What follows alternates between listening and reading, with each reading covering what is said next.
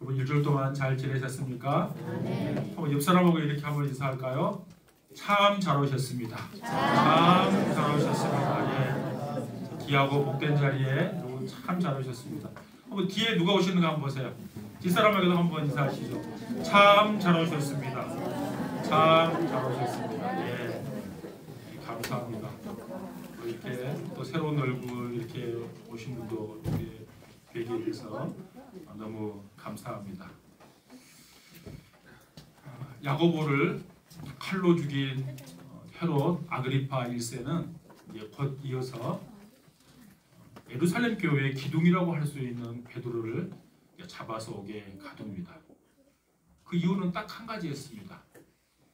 자신의 정치적인 목적을 이루기 위해서였습니다. 자신의 정치적인 목적을 이룬다는 말은 자신의 욕망을 채우기 위해서였습니다.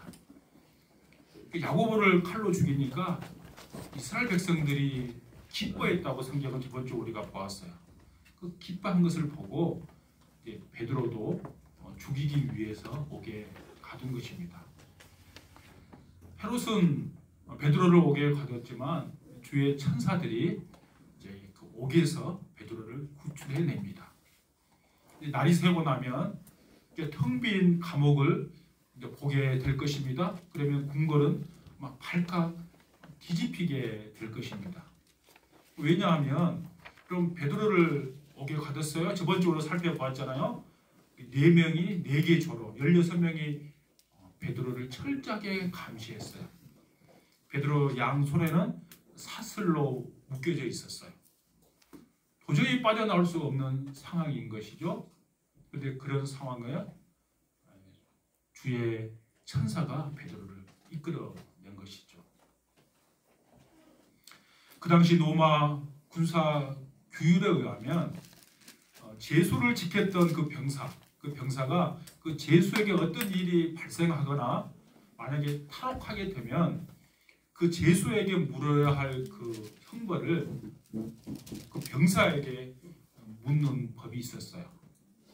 그러니까 그 이제 법을 그 병사에게 그대로 적용하는 거예요. 그래서 오늘 19절에 보면 헤롯 왕이 신문을 하게 되죠. 신문을 하고 난 다음에 어떠한 명령을 내린가 하면 그 병사들을 죽이라는 명령을 내립니다. 그 병사를 죽이렸다고 했다는 말은 베드로를 단순히 한 몇 년 감옥에 가둬둘 목적으로 오게 넣은 것이 아니라 베드로를 죽일 목적으로 감옥에 가뒀다는 말이에요. 베드로는 풀려났습니다. 그러나 그 대신 그의 병사들이 죽고 맙니다. 그리고 그 병사들을 죽이라고 명령하고 헤롯 왕은 가이사라로 떠났다고 성경은 기록하고 있습니다. 가이사라에서 어떤 일이 일어났는가? 오늘 본문 21절, 22절을 보시면 이렇게 기록되어 있습니다. 헤롯이 나를 택해서 이제 화려한 왕복을 입고 백성들 앞에 섭니다. 그리고 백성들이 그 화려한 그 왕 앞에서 크게 소리를 지릅니다. 그러니까 왕이 연설을 하니까 백성들이 화답하는 거예요.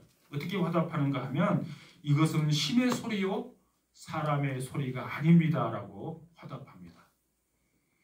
여러분 야고보를 목을 베어서 칼로 참수시켰어요. 그리고 베드로를 제대로 지키지 못했다고 그의 간수들을 다 죽였어요. 오늘 본문에서는 자세한 기록의 내용이 없지만 16명이 지켰기 때문에 16명이 다 아마 죽었을 거예요. 백성들의 마음은 어떨까요? 헤롯 왕에 대한 존경심이 아마 없었을 것입니다. 그에 대한 두려움이 가득 차인 것이죠. 그래서 헤롯 왕이여 당신은 사람이 아니고 신입니다 이렇게 외쳤던 것은 그들의 존경심이나 그를 높여서 진심을 다해서 높여서 하는 말이 아니라 어떻게 보면 두려움이고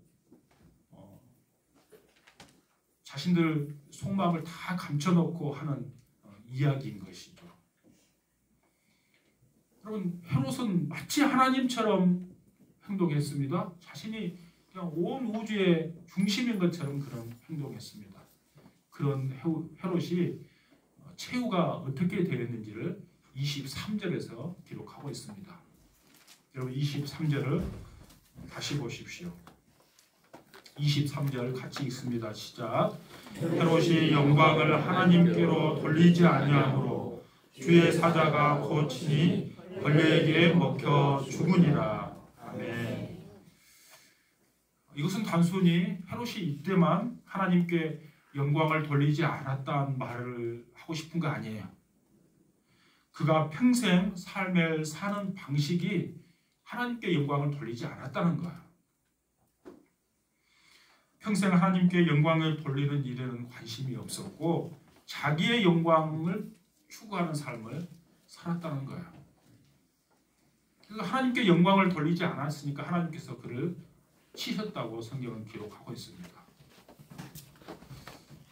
여러분 이 말씀을 깊이 묵상해 보면 이런 의심이 들 수 있을 거예요. 의심보다는 오해인 것이죠. 헤롯 왕은 하나님을 섬기지 않았으니까 하나님께 뭐 영광을 돌릴 일이 뭐가 있었겠을까? 그런 생각이 아마 들지도 모르겠어요. 여러분 그런데 세상에 있는 모든 피조물, 하나님을 섬기든 하나님을 섬기지 않든 모든 사람들뿐만 아니라 모든 피조물이니까 동물도 식물도 이 세상에 있는 모든 피조물은 다 하나님의 영광을 위해서 창조된 존재예요. 그러니까 헤롯이 하나님을 섬기냐 섬기지 않느냐 중요하지 않아요. 우리는 하나님을 섬기기 때문에 하나님께 영광을 돌리지만 그들은 하나님 믿지 않는 사람은 하나님께 영광을 돌리지 않겠죠. 기본적으로. 근데 하나님께 영광을 돌리지 않았다 이 성경을 이렇게 표현한 것은 그가 하나님을 극렬히 반대했다는 말을 하나님께 영광을 돌리지 않았다 이렇게 표현한 거예요. 우리가 저번 주에 살펴보았잖아요. 헤롯 대왕, 첫 번째 헤롯 가문의 첫 번째 사람이 예수님께서 이 땅에 태어났을 때 예수님을 죽이려고 베들레헴 근처에 있는 모든 2세 이하에 된 남자를 다 죽이라고 했어요. 끔찍한 명령을 내렸어요. 그 헤롯 대왕의 아들이었던 헤롯 안티파스는 어떤 명령을 내렸어요? 예수님의 길을 예비했던 세례 요한의 목을 쳐서 죽였습니다. 그리고 헤롯 대왕의 손자였던 오늘 본문의 헤롯 아그리파 1세입니다. 그는 이제 야고보의 목을 친 거죠. 그러니까 하나님께 대적하는 삶을 살았다는 거예요. 하나님께 대적하는 삶을 산 것을 하나님께 영광을 돌리지 않았다 이렇게 표현한 것입니다. 그리고 우리가 잘 알고 있는 웨스트민스터 신앙 고백서 소유리 문답의 첫 번째 질문이 뭐예요? 하나님의 제일된 목적이 무엇입니까? 라는 그 물음을 우리에게 던집니다. 그에 대한 답은 하나님께 영광을 돌리는 것입니다. 그러니까 헤롯은 하나님을 믿지 않으니까 하나님을 영광을 돌릴 수 없어요. 기본적으로. 그렇지만 하나님을 대적하는 삶을 살지 말았어야 해요. 하나님을 대적하는 삶을 살았다는 것을 하나님께 영광을 돌리지 않은 것으로 성경은 기록하고 있는 거예요. 하나님을 섬기는 저와 여러분은 헤롯과 다른 삶을 살아야 하는 것이죠. 우리는 하나님을 반대하지 않습니다. 하나님을 대적하지 않습니다. 우리의 삶은 내 삶의 방향과 초점이 언제나 하나님의 영광을 향해서 있어야 하는 거예요. 그걸 하나님께서 우리에게 요구하시는 것입니다. 하나님의 영광을 따라 살지 않았던 그 헤롯 왕, 그는 오늘 본문에 보니까 어떻게 죽었는가 하면 벌레에 먹혀 죽겠다. 오늘 성경은 그렇게 기록하고 있어요. 여러분 우리가 옛날 개혁되기 전에 옛날 한글 성경에 보면 충에 의해서 먹혀 죽였다 그렇게 기록되어 있어요. 같은 말이죠. 그러니까 벌레나 충이나 같은 것이죠. 그러니까 벌레에 의해서 먹혀 그는 죽였어요. 여러분 그 헤롯이 죽을 때 벌레에 정말 먹혀 죽었는지 아니면 당시 사람들은 병들어 죽은 것을 벌레에 먹혀 죽은 것으로 이해했는지 아니면 우리가 잘 알고 있는 것처럼 그 당시는 몰랐을 거예요. 어떤 세균에 감염돼서 죽은 것을 벌레에 먹혀서 죽였는지 그것은 우리가 잘 알지 못해요. 성경은 자세한 기록이 없으니까. 그런데 우리가 아는 거 있어요. 아는 건 뭔가 하면 주의 사자가 그를 치심으로 그가 죽었다는 사실이에요. 자신의 교만함이 결국 그를 스스로 멸망의 길로 가게 만든 것입니다. 헤롯이 아무리 화려한 왕복을 입고 엄청난 땅을 통치한다 할지라도 자신이 마치 하나님인 것처럼 자신이 모든 것을 다 주도하는 것처럼 살았지만 한낱 벌레 하나, 세균 하나도 다스리지 못한 연약한 존재였다는 것을 우리는 알 수 있습니다. 온 세상을 다스리는 것 같았지만 벌레 하나도 그는 다스리지 못했어요. 그리고 사도행전 12장을 보면 저번 주부터 보았잖아요. 헤롯 왕은 무자비하게 권력을 휘두르는 것으로 사도행전 12장이 시작이 돼요. 근데 그 기간이 언제 있는가 하면 무교절 기간이라 그랬어요. 저번 주 우리가 살펴보았죠. 그리고 무교절이란 말은 이스라엘 백성들이 애굽에서 종로로 타는 것을 탈출했던 것을 기념하는 그 절기가 유월절이죠. 그러니까 그 유월절이 시작되는 저녁부터 7일째 되는 날까지를 무교절이라 그래요. 우리의 옛 조상들이 고난받는 것을 기억하고 내가 누룩에 그 빵에 누룩을 넣지 않고 그 빵을 먹었어요. 그래서 무교절이라 그렇게 불렀어요. 그러니까 유대인들의 최대 명절이 무교절인데 무교절이 되면 이스라엘 백성들은 예루살렘으로 다 몰려듭니다. 뭔가 하면 유월절에 제사를 드릴 목적으로 다 몰려들었어요.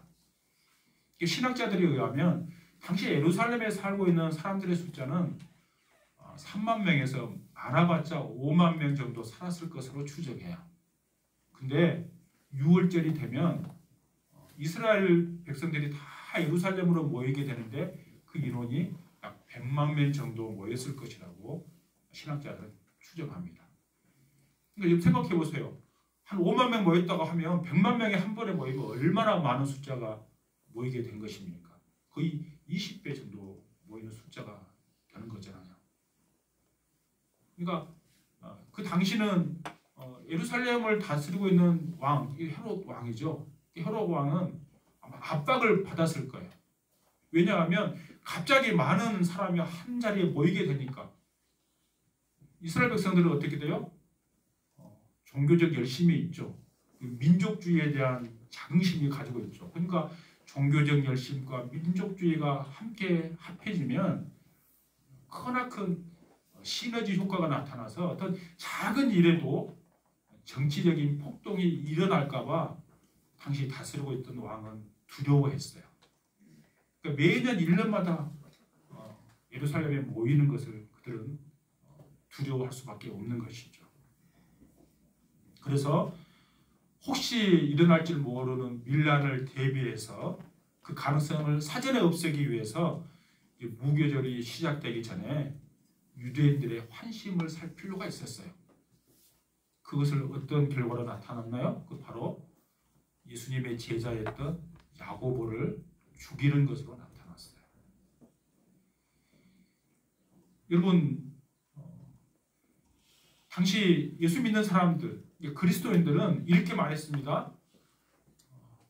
유대인들, 너희들이 십자가에 못 박은 그 예수가 3일 만에 다시 살아났다고 그들은 강력하게 외쳤어요. 그러니까 당시 그리스도인들은 숫자로 보면 얼마 되지 않아요. 이제 막 지금으로 말하면 태생 종교와도 같은 거예요. 온 유대인들이 자리 잡고 있는 유대교가 자리 잡고 있는데 그리스도인들은 몇 명에 불과한 거예요. 그러니까 유대인들 입장에서 보면 예수 믿는 사람은 눈에 가시인 것이죠. 그러니까 그 땅을 다스리는 헤롯 입장에서 보면 그리스도인들은 아무것도 아니죠.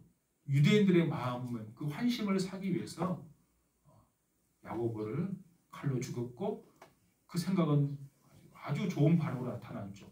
유대인들이 기뻐한 거예요. 그 기뻐한 걸 보고 베드로도 죽여야 되겠다 생각하고 베드로도 옥에 가둔 것입니다. 근데 그 옥에 가둬져 있던 베드로를 주의 천사가 구출해냈고 아무런 죄가 없는 병사들만 죽게 된 것입니다.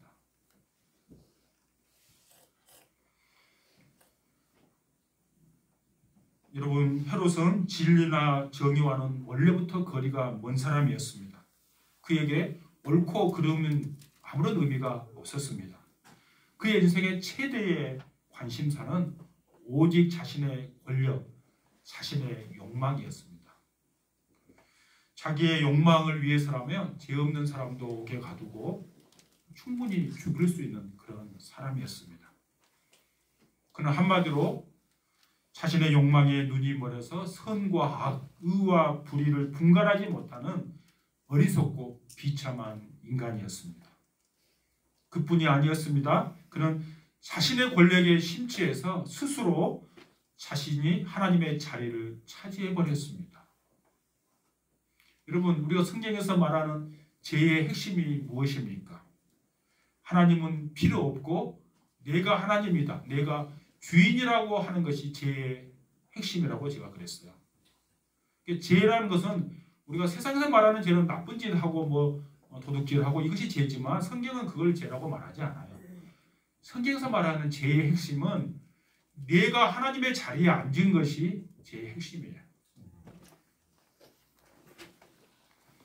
그 죄의 핵심 중에 핵심을 행하던 사람이 바로 헤롯 왕이었다는 말이에요. 자신의 권력으로 그는 불가능한 것이 없을 거라고 생각했습니다. 그랬던 그가 허망하게 죽고 맙니다. 벌레의 밥이 되어 가장 비참한 모습으로 순식간에 죽고 말았습니다.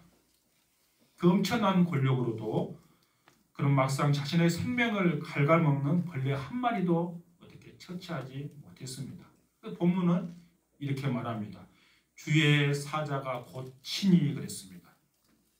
주의 사자가 치니까 그는 죽었습니다. 헤롯을 징계한 주의 사자는 그 삼엄한 경계 속에서도 베드로를 거리로 이끌어내어 왔던 주의 사자였습니다. 결국 하나님께서 헤롯을 심판한 것이죠. 이렇게 비참하고 허무하게 죽은 헤롯 이후에 성경은 놀라운 구절로 우리에게 화답합니다. 여러분 24절, 25절을 보십시오. 헤롯이 죽고 이렇게 성경은 기록하고 있습니다. 24절, 25절은 같이 읽으시죠. 시작. 하나님의 말씀은 흥황하여 더하더라. 바나바와 사울이 부조하는 일을 마치고 마가라 하는 요한을 데리고 예루살렘에서 돌아오니라. 아멘. 여러분, 우리가 24절, 25절을 읽었는데요. 24절, 25절을 보면 문맥이 떨어져 있죠. 구별을 해놨어요. 그러니까 문맥상 전혀 맞지도 않아요. 사실은. 그리고 이어져야 될 내용도 아니에요. 근데 본문의 저자였던 누가는 이 두 문맥을 같이 이어놨어요. 문자로 표현할 수 없는 메시지를 담고 있기 때문에 그렇습니다. 하나님은 야고보의 순교를 통해서도 복음을 전하시기도 하시지만 헤롯을 죽게 함으로써, 그러니까 핍박하는 세력을 꺾으심으로 주의 말씀이 일관되게 전진하는 것을 우리에게 보여주는 것입니다. 아멘. 여러분, 교회는 세워지는 날로부터 말씀을 전파하는 사명을 감당하면서 여러 가지 대적으로부터 위협과 핍박을 받았습니다. 교회 머리 대신 예수님께서도 천국 복음을 전파했기 때문에 세상으로부터 미움을 받고 죽임을 당했습니다. 그의 몸된 교회된 우리는 예수님의 제자로서 예수님이 하셨던 그 예수 그리스도의 그 복음, 주의 도를 세상에 전파했습니다. 그리고 그 일로 수많은 사람들이 박해를 받았습니다. 교회의 일꾼으로 세워진 사람들이 돌로 쳐 죽임을 당했습니다. 옥에 갇히기도 했고 죽임을 당하기도 했습니다. 그래서 교회는 뿔뿔이 흩어졌습니다. 그리고 많은 사람들이 고난 가운데 있었지만 오늘 본문 24절은 이렇게 기록하고 있습니다. 하나님의 말씀은 흥왕하여 더하여졌더라고 말씀하고 있습니다. 여러분, 마틴 루터가 이 구절을 보고 이런 가사를 썼어요. 친척과 재물과 명예와 생명을 다 빼앗긴데도 진리는 살아서 그 나라 영원하리라 이렇게 고백했어요. 전능하신 하나님께서 언제나 참되게 역사해 주셨습니다. 예수님께서는 제자들에게 이렇게 말씀하셨습니다.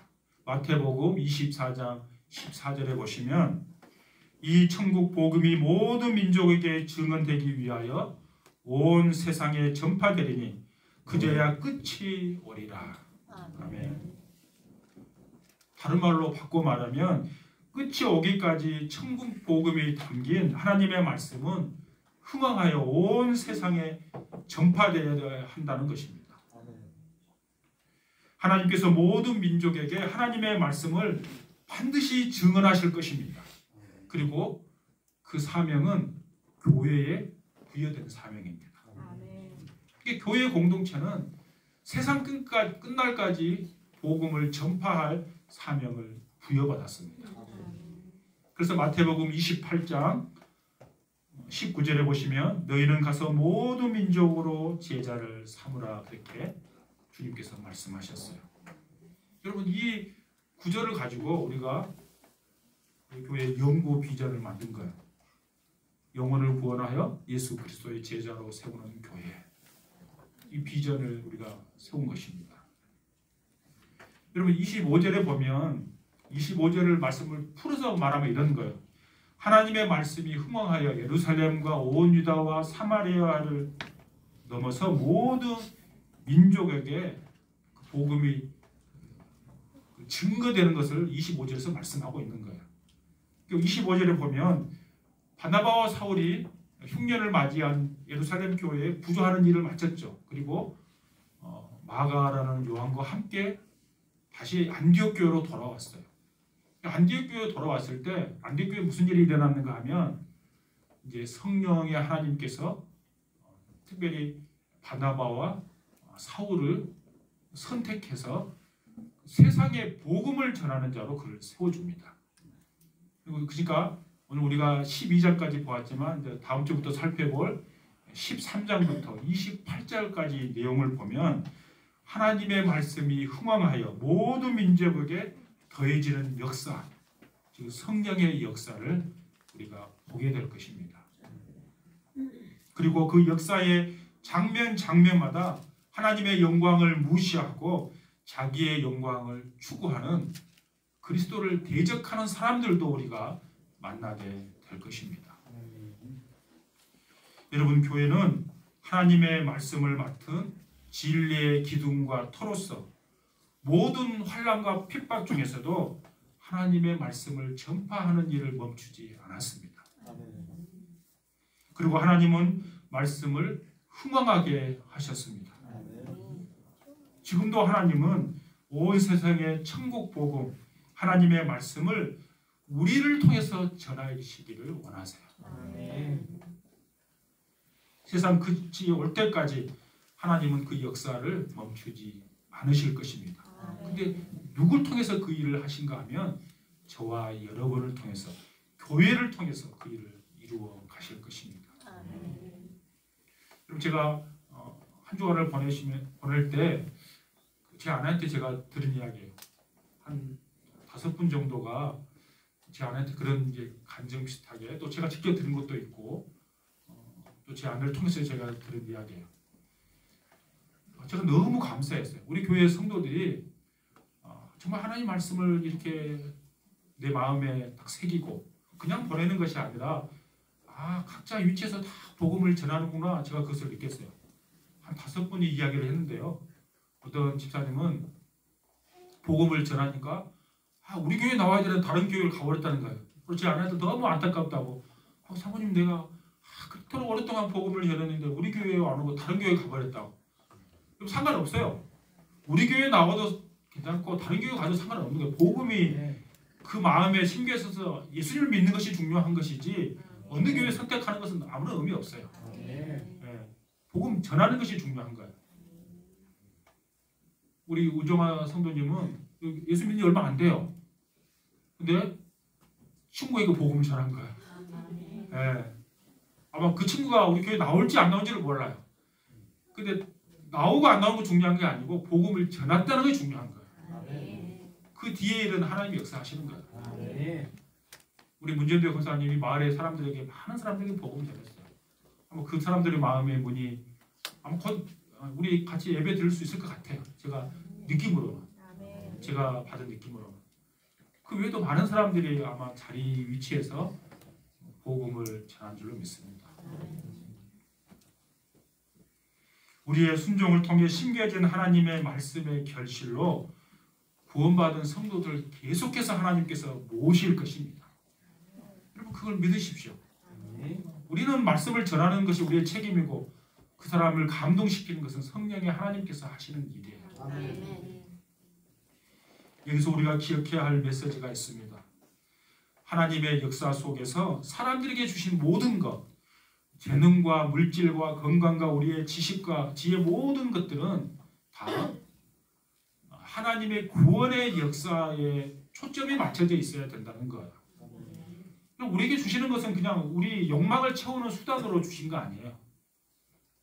우리가 이 땅에 사는 목적이 그거다 그랬잖아요. 하나님께 영광을 돌리는 것이 우리의 삶의 목적인데 그 하나님께 영광을 돌리는 것 가장 큰 일이 뭔가 하면 구원의 역사에 얘가 선한 도구로 쓰임받는 거예요.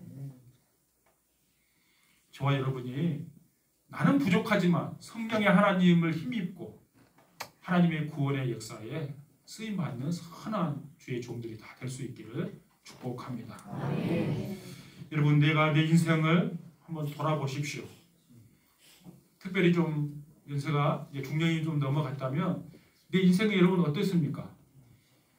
성공한 인생 같이 보입니까? 아니면 좀 행복하거나 그런 인생이 아니라 또 불행한 인생처럼 여러분 혹시 느껴지십니까? 최소한 중년이 넘어가면 중년이 요즘은 워낙 우리가 젊으니까 한갑 넘어야 중년이라고 표현할 수 있을 것 같아요. 한갑 넘어야. 저도 아직 중년 안 됐습니다. 한갑 안 넘었습니다. 1년 지나면 저도 이제 60이 됩니다. 금방 그냥 한갑이 되는 것 같아요. 여러분 그래서 중년이 넘어가면 내 삶을 여러분 평가하셔야 됩니다.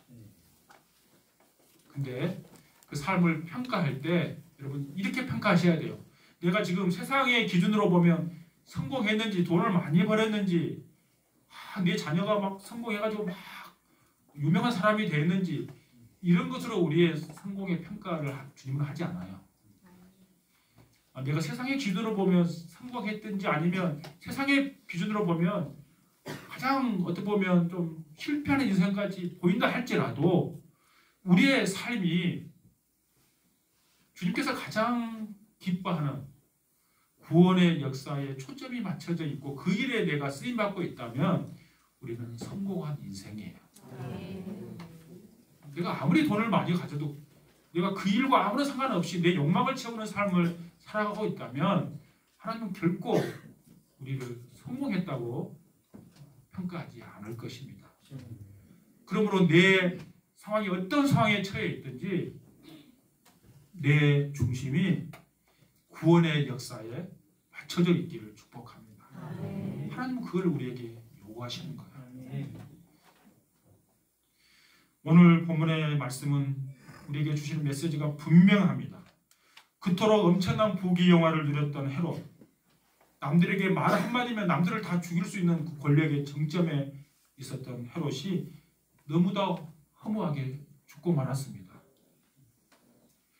그런데 그가 그토록 죽이려고 했던 교회는 죽지 않았습니다. 오히려 살아있는 복음을 전파하는 흥왕하는 역사를 체험했습니다. 교회를 주기로 했던 헤롯은 죽고 헤롯이 주기로 했던 교회는 부흥했습니다. 그러므로 그리스도인들은 결코 실패함이 없어요. 그러니까 예수 그리스도 안에 있는 사람들은 내가 인생에 좀 잘 살든 못 살든 그거 상관없이 우리의 인생은 결코 실패한 인생이 있을 수가 없어요. 그게 복인 것입니다. 여러분, 우리가 힘든 상황에 있든지 아니면 잘 나가는 상황에 있든지 우리 모두가 하나님의 선한 도구로서 하나님의 구원의 역사에 쓰임받는 인생이 되기를 원합니다.